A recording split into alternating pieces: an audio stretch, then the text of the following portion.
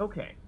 If we look at our journal here, let's see. So we finished Blood Pack Communications Relay. The Blood Pack Communications Relay has been shut down. That's good. We also learned about the Blood Pack base. Intel points toward a Blood Pack base on the planet Zadaban, Zay-Cha system, the Shrike Abyssal. The base could be a weapons manufacturing facility. Land on the base, or land on the planet where the Blood Pack have set up a base. So that is of interest, because it seems like these two quests do have some sort of tie to one another. So I think the idea there was basically that, as we saw from some of those data pads, the messages were being sent from this mining operation to that base and back and forth between them. So this mining operation was presumably trying to support, provide those resources for whatever the other base was doing. It sounds like potentially manufacturing weapons of some variety. So, let's see. Can we track that down?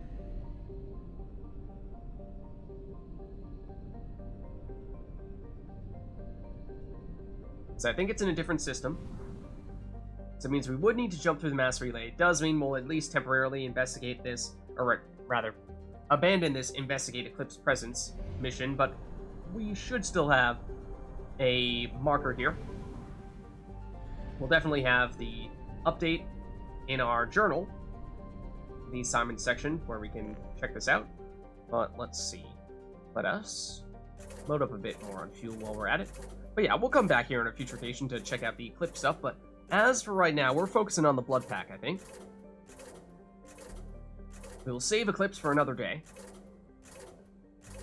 Okay, so now, let us jump to that other system that I don't really recognize by name. Let's see, Shrike Abyssal. We have not been here at all. Wow. 0% explored, okay.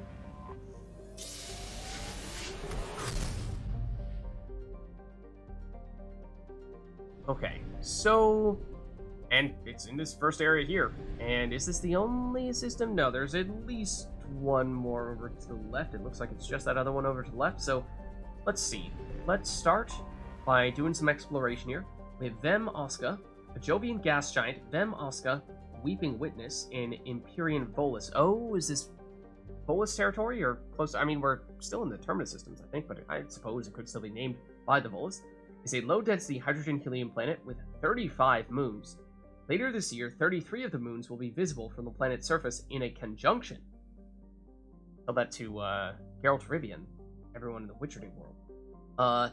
An event that will be recorded by space probes from all over the galaxy and create the conjunction of spheres and cause all the monsters from other realities to blend into our world and get trapped here, and then we will have to mutate people with a series of mutagens that have only a 30% chance of people surviving, and then hire those people as contract killers to remove said monsters that have suddenly populated the rest of our world. Ladies and gentlemen, I give you The Witcher. Anyways, let's see. There's, well, no anomalies here, and there's only moderate resources, so I think nothing terribly interesting on this occasion. I'm trying to leave orbit. I'm not allowed to leave orbit. We are trapped here for all of eternity. Can we exit? We can at least exit. Oh man, I thought we were stuck for the rest of eternity. I thought there was no escape. But there may still be no escape. There is escape. Thank goodness. And then we have this planet here, which is Tosal Nim, the sister tragedy to the extinction event on Aphros. Tosal Nim was the rarest of jewels, a second garden planet within the same life zone as Aphros. Sounds like that might be the other next planet over in this system. Not as old as its sister planet, its fossil evidence indicates that it was home to abundant invertebrate sea life.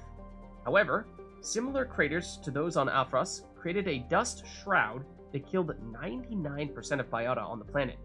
The even spacing of the craters indicates a coordinated simultaneous attack from points around the globe, rather than an asteroid collision or supervolcanic scenario. So for some reason it got attacked by a barrage of extremely powerful weaponry, and that basically caused a dinosaur-like extinction event. Otherwise, I mean, 18 degrees Celsius, the atmosphere is a little bit thick, gravity is a little heavy, but otherwise it's not bad. And it is a rich planet, and I would think this might be an EZO place. That it definitely is.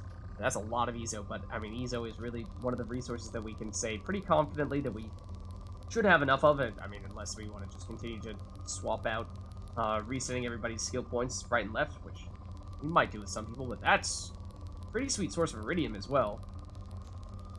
But we are doing pretty well on iridium. So it does look like a decent planet when it comes to the resources, yes. But then again, we, at least at the moment, don't need the resources that this planet has. And as we've said time and time again, we're going to wait. We're going to see. We may not need to launch any more probes. As we saw in the previous mission, we got a pretty sizable amount of platinum, so we may not need to scan if we just get all of our remaining resources that we need from doing other missions. So, Aphros before we scan it. Hold on.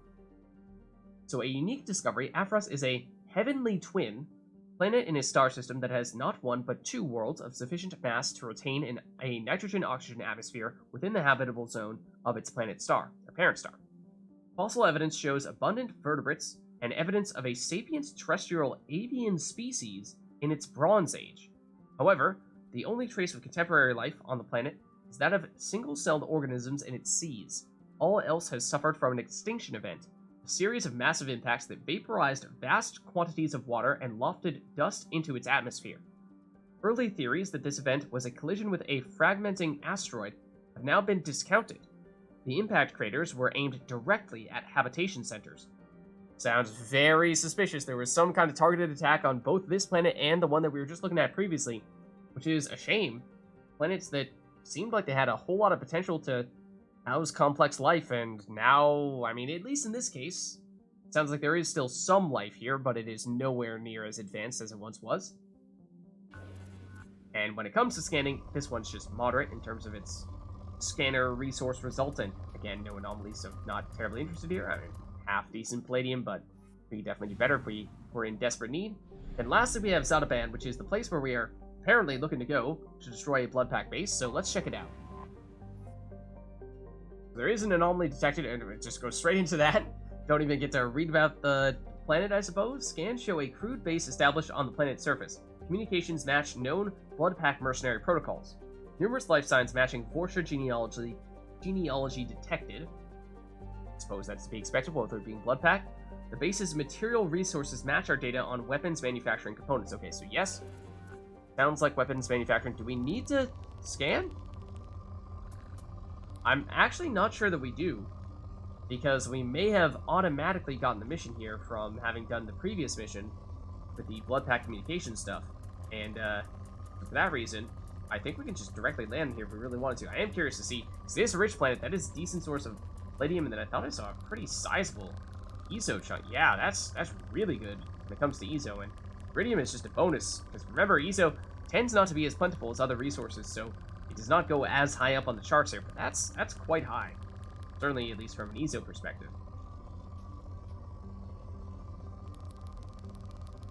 But again, iridium is not really of interest to us. Palladium, I mean, we had a great source of it, like maybe, but again, we're trying to be patient. Trying to be patient. Not at the moment. Not at the moment. So, yes, we can land here. No probe necessary, so let's do it.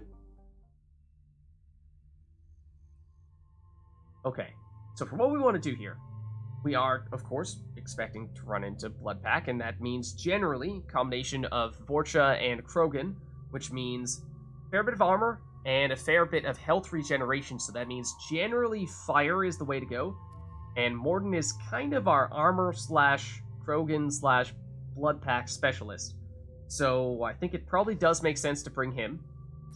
His incineration blast should be quite helpful. Then in terms of who we want to take as our second person, we similarly, for health regeneration prevention purposes, could go with Samara for Area Reeve. That could be a decent option. We used her a fair bit after we recruited her, but we haven't seen her as much as of late, I think in part because I do really like her, but we used her a lot, and so I wanted to give her a little bit of a break so it's not non-stop.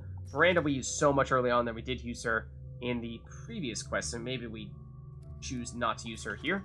We haven't done much with Grunt. He does have squad incendiary ammo, which provides precisely no additional value when Shepard also has squad incendiary ammo. So, if we were to have gotten rid of ours on Shepard, then he could have been a nice addition, and then we could have gone with Pull on Shepard instead. But alas, we have not, so it doesn't really help us at all. Same with Jacob. Whereas if you do not have that on your Shepard, then they could be good picks. Then Thane also does have Warp, which is another way of preventing the health regeneration. So we could go with Thane again, our most recent addition to the team. So in some ways, I am deliberately trying to make a point of using him as many times as we can, so that we get the chance to at least give Thane his fair shot at joining us for a few missions. Otherwise, you get him late and then we just never use him, and we only use him once or something like that. We never get the chance to see what he's all about. So yeah, I think maybe we go with this combo here. Okay, then it's been a little while since we last brought Morden. We did do his loyalty mission a little while back and picked up 1 point of neural shock in the process. So it delivers a shock to the opponent's nerves, briefly incapacitating one organic enemy at a time. The thing is, in many ways, it's just a weaker version of Cryoblast. Duration is longer, but let's see. Duration here is 5 seconds, whereas the duration here is 3 and 4, and if we were to upgrade again, it would be 5. The difference is that in this case, it's one enemy, whereas in this case, it does come with a little bit of an AoE, and I think there are also some other potential bonuses that can come from freezing an enemy with actual cryo freeze, rather than just stun with neural shock. Well, actually, neural shock, if they knock enemies to the ground and they're ragdolled, and then in Mass Effect 2, that does give you a damage bonus against those enemies. So, yeah, it's possible, but I think the other reason is that Cryoblast works on both organics and on synthetic enemies, whereas I believe Neural Shock only works against organic enemies specifically, so it's less versatile in that way. So for that reason, Cryoblast is basically, just a more versatile Neural Shock, whereas Neural Shock, technically, from a duration standpoint, is better, but it is just sometimes completely useless. So I think we just spend more points in Cryoblast here. Increase the duration a little bit. Thane, well, we didn't level up in the previous mission, so nothing new to do with you. As we were saying previously, Shepard, not interested in the cryo ammo. We're saving up for the next round of pull. And we just need 50 experience to level up here, so this mission should do it.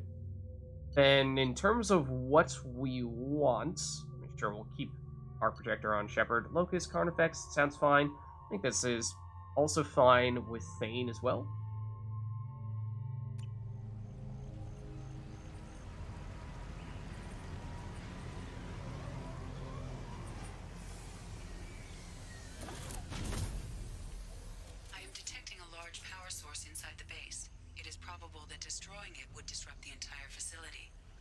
Okay, say no more. Oh, look at that. You got a data pad right off the bat. Calisk, or 2 Calisk. You'll get your resources when they're good and ready. You want to come mine these rocks yourself? Everything will be ready for the attack. If you'd gotten me the additional Vorcha I asked for, it would have been done by now. Ooh. This is from Salamul, so yes, that is the Krogan that we were fighting back in the mining facility that we were just at. So, yes, there's a bit of attitude between those two. Let's see. Anything else in this starting area? Doesn't seem like it.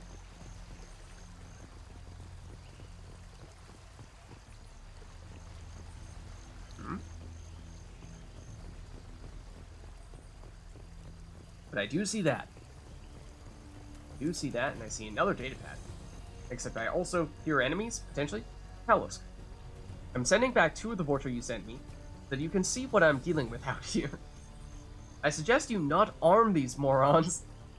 These piss-poor shots are more likely to blast the broadside of one of your generators than hit their intended targets. Maybe once you understand what I'm dealing with, you won't be so quick to mock me when I ask for some god-darned assistance. Salvo. Okay, so there's that. Let's nab this palladium before we forget. I feel like I was hearing combat music. It really sounds like combat music, but maybe not? Let's see, is there anything over here? Feels like there could be. I was thinking more about loot, but no, there are enemies. Let's see. So we've got some kind of pit down below. That's kind of weird, but we have an enemy over here. We've got a lot of markers on our map here for our opponents. Let's see. We have our teammates set up shop over here. In the meantime, I mean, there's a pretty long-range target, so we should have made a point of activating our ammo. We have it on, apparently. Do our teammates, though, because I feel like they probably don't. Let's do it real quick, just to be safe. And yeah, I think they are using the weapon we want them to be using. So yeah, Thane has the sniping capabilities, so that's good. Oh, good. These guys down here. Oh, one of them might have a grenade launcher. Or rather, a missile launcher. But that's a basic trooper there. Can't tell. I don't know what kind of enemy that one back there is. Oh, yep. Yep. It's that one over there. Is an explosive container over there. If I killed the guy who was next to the explosive container. Oh, what? There's more up here? Since when? Okay, thank you, Thane, for using the warp on them. That was a good choice.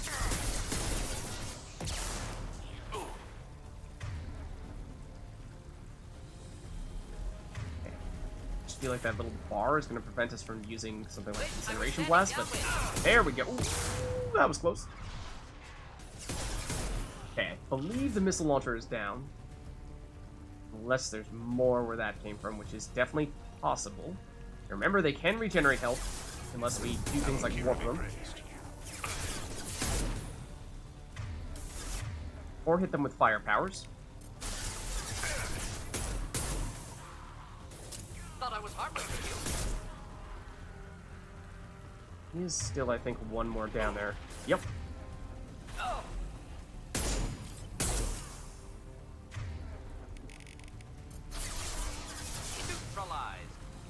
There we go. Oh, out of ammo on that. Wow. Okay. That appears to be the last of them, at least in this first area here. So, okay. Let's see.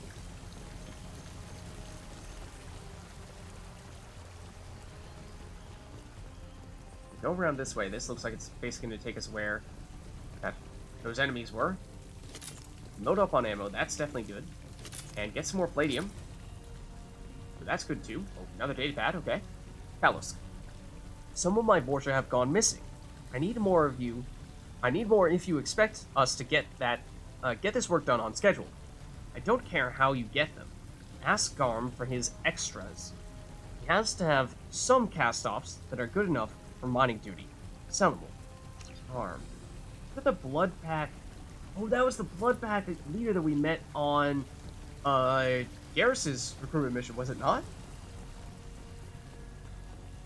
The guy that we saw on Ilium that tried to, or on Omega rather, who tried to, let's see, well, I mean, who helped us to attack, air quotes, Garrus in his tower. Okay, we got a little bit here. This is definitely a destructible barrier. Okay, not a huge fan of this cover. But the Incineration Blast, you guys, oh, I was really hoping that was going to hit both of them. I think it did, actually. There's more friends up here. And one of them shoots missiles. That's not good. Ooh. Really want to blow this up, though? There we go. Got rid of one of them. That might have been the missile launcher as well, so that's good. Let's try to take care of you. I mean, there is a pretty steep ledge here, so in theory, we may be able to do some fun things. Pull, combined with throw, although that guy just did not really want to get pulled much at all. We have not done much of anything with throw, but if we preview... Oh, I mean, this guy's just going to die. There is still a Porsche up there. And there's... Ooh, that I'm pretty sure is a pyro. Coming. I'm pretty sure that's a pyro. But fortunately, they only have close range attacks. It is almost dead, and if we incinerate it, it will blow up. One down. So there we go. Pain, if you don't mind. I mean, that could have been a decent throw opportunity as well. Guy's still up here. He is. Nice snipe you in the shoulder. Sort of. The arm? Yes. You dead? Not sure if you're dead. Don't think you're dead. I'm still seeing a red dot somewhere. In that general area. Enjoy. There he is. Now dead? Yes, okay. Nab the ammo. Have we saved on this planet yet? I'm not sure if we have. We should probably do that. That looks like the entrance. Before we go in, let's see if there's anything else outside. Like in this corner? No? No? It really seemed like a good place to hide some kind of loot, but I suppose not in this case. We don't need this, do we? Now we're loaded up? Okay. Cool.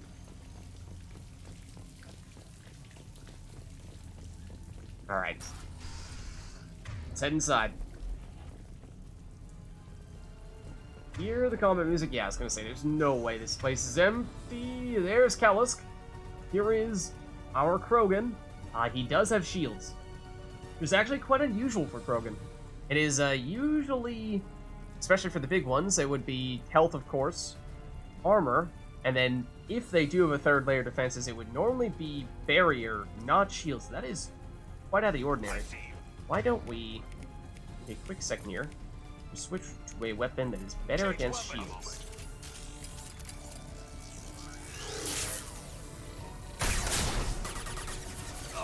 See, Gordon, I don't think that was a good idea. As much damage as we can deal to him, still don't think that's a good idea. Yeah, because Morton is dead. I don't think we hit with that. Can we defeat this door? Looks like we can, which we may want to do, Thane. Thane? Thane? It will be done.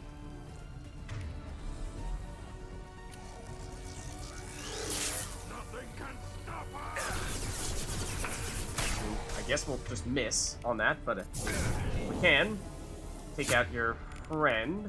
He's regenerating health very quickly, and that could be useful. The barrier's back, charge up our shotgun. Now, I was gonna say, yeah, you're definitely right next to us.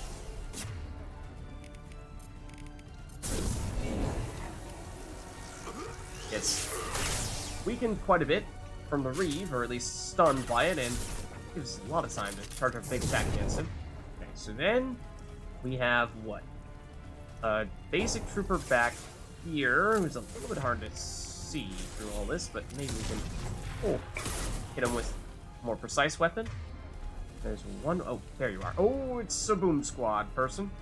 Wait for that missile to fly over our heads. Then we get rid of your defenses and kill you. Of course. Get Morden back. I mean, he fought nobly, but it was perhaps, a little bit aggressive. A little bit aggressive. Okay, so that looks like that may have been our last encounter here. In terms of our options here, we have Interesting. Suggest taking a closer look. several containment cells, but, let's see if there's anything else in here, because, yep, look at that, some refined palladium. Let's take that. 800 at that. Pretty sizable amount. So, other than that, see, here's the thing.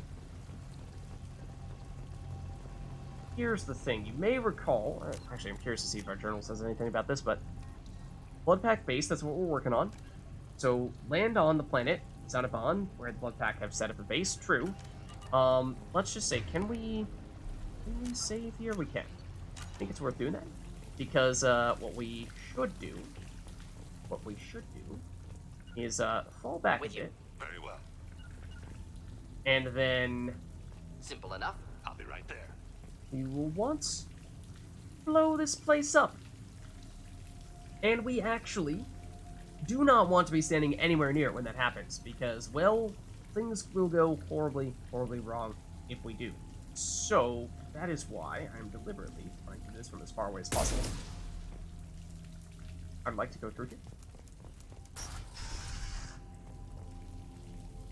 Did it go boom? It did not go boom.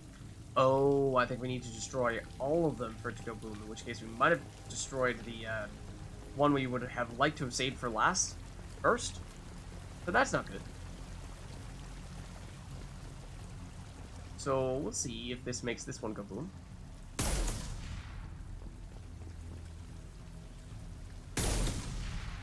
Okay, so now we run to the far side, where we are hopefully out of the blast radius. And that's the one we're looking for. Hit last.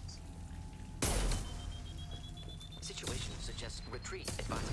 Yep. I agree, Morton. I agree. Now what's this? Alright, we did get the experience. 125, so we level up to level 28, get a squad point from that. Blood Pack mission, or well, Blood Pack base has been demolished. It was their weapons production facility, decimated Blood Pack Fortress soldiers, and one Krogan.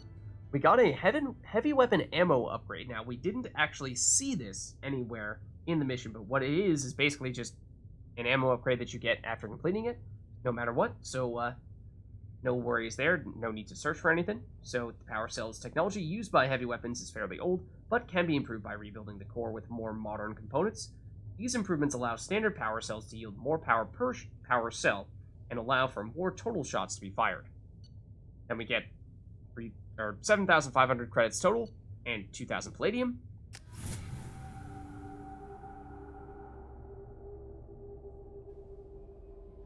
All right. Commander, you've received a new message at your private terminal. Okay, thank you, Kelly. Let's take a look. Blood Pack facility detected. Well, see, the thing is, I'm pretty sure that Blood Pack facility that you have detected, we have quite literally just destroyed. Cerberus Command, Planet Information, Zataban, Zacha System, Strike Abyssal. We have decrypted and analyzed the data you recovered from the relay on Terrath. The resources mined on Terrath were being sent to Zataban, presumably for use in weapons manufacture. It's clear that the Blood Pack is planning a large-scale invasion. Disrupting the operation on Zataban will go a long way toward delaying or preventing this invasion. So, yes, but we did... that's one way to get a more direct message that tells you where you're supposed to go, but we did also just see it pop up in our journal, and so that's the way that we figured out where we were supposed to go. Let's just see if Joker has anything to say. I mean, he's not going to have anything to say about that specific mission, but I don't know if we've asked him about his thoughts on Thane specifically. Commander. If we ask him about the squad, and we may get that, I don't think we have. What do you think about the people we're picking up? Well, about the ones you went out with last. No surprise, Morden acts superior to everyone, like he's got tenure at FU. And Thane seems like the strong, sensitive, murdering type. You know, those are always great to have around, a real cuddler. It's just my opinion, though. There's really Okay, no that's ego definitely swirling new around. on Thane. I don't know if we've heard that one from Morton yet or not, but it That's it doesn't for now. sound that familiar. See ya, Commander. So there you go. That's Joker's perspective on all that.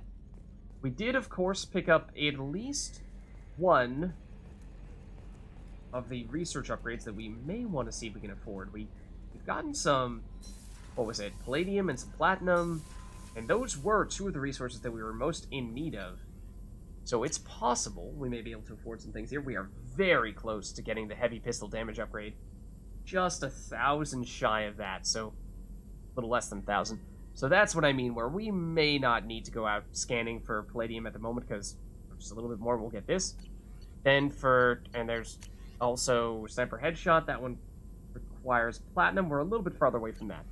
For the ship enhancements, we do need palladium for that as well, and that, as I've been saying, is going to be something we want to make a point of doing quite soon. So that, okay, we have a few things we want to be spending palladium on, but we still have a few more missions left to go. So let's see. We did also pick up the heavy weapon ammo upgrade option from that most recent mission, and we can afford it from an iridium standpoint. We have a lot of iridium, so maybe we do go with that. Nice. Okay, perfect. Now, we could ask other people if they have any updates. There has been a few missions here. Morden, I don't think will have Shepard, too how much can I for help? us. Have you got a minute to talk? Later, updating crew dental records. All Cerberus personnel have cyanide capsules in molars. Primitive.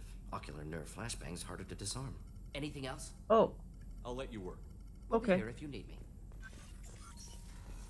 So, the people in particular that I'd like to chat with, I think, would be people that we've done loyalty missions for most recently. Namely, I think Thane. We've not gotten the chance to speak to him all that much. Maybe even Miranda. Possibly Garrus? Let's take a look around. Let's see, definitely Thane, I think. Because we started a conversation with him last time and we didn't really get the chance to finish it. Do you need something? I just wanted to talk. Have a few minutes to talk? If you wish. The last time we talked, you started speaking about a past event, as if you were watching it. Drell have perfect memories. We can relive any moment in our lives with perfect clarity. It's difficult to control at times. Some of us disappear into, let's call it solipsism. Phew, okay. Tell us more. You can remember everything that happened in your life? Nearly. I expect if we remembered the birth trauma, we'd never recover from it. Okay, fair enough. As for the solipsism, though? What do you mean solipsism? When a memory feels as real as life, it's as valid as life. Thinking about a moment brings back the smell of cut grass, the warmth of another's hand on yours, the taste of another's tongue in your mouth. Wouldn't you rather lose yourself in such a memory than spend the night alone, staring at walls and metal and plastic? I mean, it's a fair point. It's a fair argument. I mean, that is certainly, I could imagine something that some Drell would get stuck in and just live in the past. Not metaphorically, actually live in the past, at least in their mind. So what about bad memories, though? Do you ever get haunted by those? Isn't there a risk that you could lose yourself in bad memories as well? Of course. Remembering the times I've taken bullets is unpleasant. But I can look at my knee and see it's not shattered. The memories that are hard to escape are those of despair. Not physical pain as much as sort of emotional pain and stress, things like that. That is interesting that that's sort of harder to break away from. Okay. Let's see, more than I wanted to know. No. So does that mean that you remember every hit every time you've assassinated somebody? You can relive every assassination you've ever made? In perfect detail. Every mistake I made. Every target's last breath. Yeah, I could see how that could start to weigh on you quite a bit. That sounds difficult. At any moment, you could relive the guilt. Guilt? No. I've never felt any particular guilt about my contracts. My employers killed them. My body was only the tool they used. If you kill a man with your gun, do you hold the gun responsible? That's an interesting way of putting it. Yes, but at the end of the day, it is still your choice to decide as to whether you want to accept or deny that contract, and by accepting those contracts, you are, by extension, accepting that you are going to take someone's life. So, yeah, as Shepard is saying here, guns don't have free will, but people do. My gun can't decide right from wrong. You clearly do. My soul does. But my body is merely flesh. Flesh whose reflexes were honed to kill. Drell minds are different from humans. We see our body as a vessel, and accept that it is not always under our control. That does sound like you could very easily do some terrible things and say, my body was out of control. My soul didn't agree that that was the thing I wanted to do, but it just kind of happened, and you can't blame me for it. And then you could get way out of hand with that. So you don't assume any responsibility for the things you do. Not every action performed by my body is a result of conscious choices. I take responsibility for those that are. Humans often believe in a soul distinct from the body. A spirit responsible for moral reasoning that lives on after the body's death. Our belief is just a bit more literal. So, the memory you had before that you shared with us. The last time we talked, you remembered one of your assassinations. Something about sunset-colored eyes? That time. Laser dot trembles in the skull. Spice on the spring wind. Sunset eyes, defiant in the scope. A bystander noticed my spotting laser and threw herself between me and the target.